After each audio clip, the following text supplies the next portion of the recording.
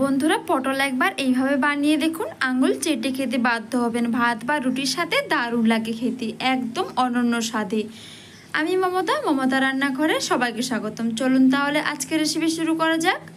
প্রথমে আমি এখানে 250 গ্রাম পটল কেটে নিয়েছি। পটলটা আমি একটু বড় সাইজের কেটে নিয়েছি। পটলটা একটা পটলকে আমি 2 পিস বানিয়েছি। এবারে আমি এখানে কিছুটা বড় বড় করে আলু কেটে আগে কিছুটা ভাপিয়ে নিয়েছি, ওই জাস্ট হাফ বয়েলড করে নিয়েছি।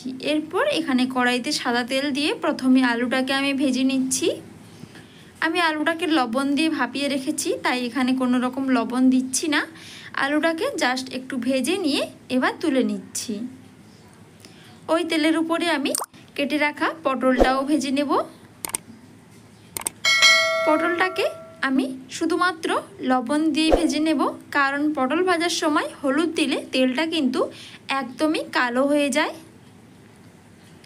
তাই শুধুমাত্র লবণ দিয়ে বেশ লাল লাল করে পটলটাকে আমার ভেজে নেওয়া হয়ে গেছে।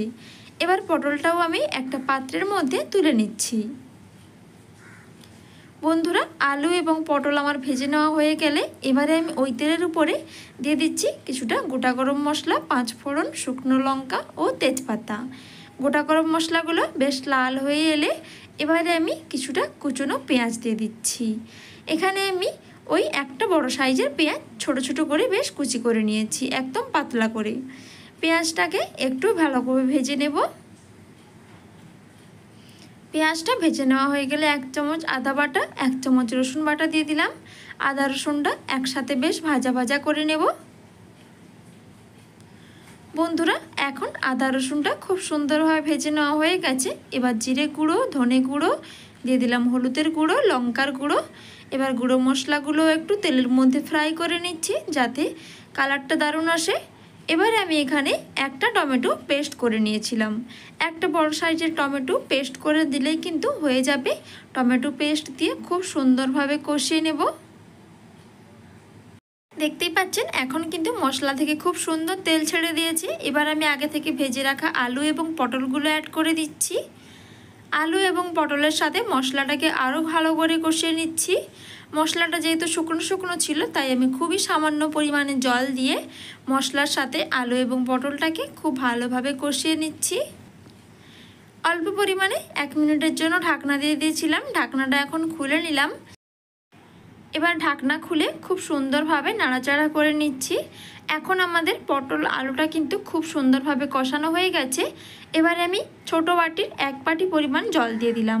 যেহেতু আমি কষানোর সময় সব কিছু খুব সুন্দরভাবে সেদ্ধ করে নিয়েছি, তাই আমি একদম অল্প পরিমাণে জল দিয়ে ঢাকনাটা বন্ধ করে দেব, যাতে মশলাপাতিগুলো জলের সাথে খুব ভালোভাবে ফুটে। 1 মিনিট পর আমি ঢাকনাটা খুলে নিচ্ছি। দেখুন বন্ধুরা, আলু পটলের কালারটা কিন্তু খুব সুন্দর এসেছে। রান্নাটা কিন্তু আমার একদমই হয়ে এসছে। এবার আমি গ্যাসটা অফ করে দেব আর গরম গরম ভাত বা রুটির সাথে সার্ভ করে নেব। বন্ধুরা, রেসিপিটা অবশ্যই একবার বাড়িতে বানিয়ে দেখুন, খেয়ে কিন্তু সবাই আঙুল চাটবে। রেসিপিটা খেতে খুবই ভালো হয়েছিল। একবার না বানিয়ে খেলে কিন্তু বুঝতেই পারবেন না। আপনাদের কেমন লাগলো রেসিপিটি অবশ্যই কমেন্ট করে জানাবেন। ভালো লাগলে প্লিজ বন্ধুদের সাথেও শেয়ার করে রাখবেন। তাহলে বন্ধুরা, আজকের মতো টাটা। আবারও ফিরে আসবো নতুন কোনো রেসিপি নিয়ে। সবাই ভালো থাকুন, সুস্থ থাকুন, চ্যানেলটি সাবস্ক্রাইব করে আমার সঙ্গে যুক্ত থাকুন। তাহলে বন্ধুরা, আজকের মতো টাটা।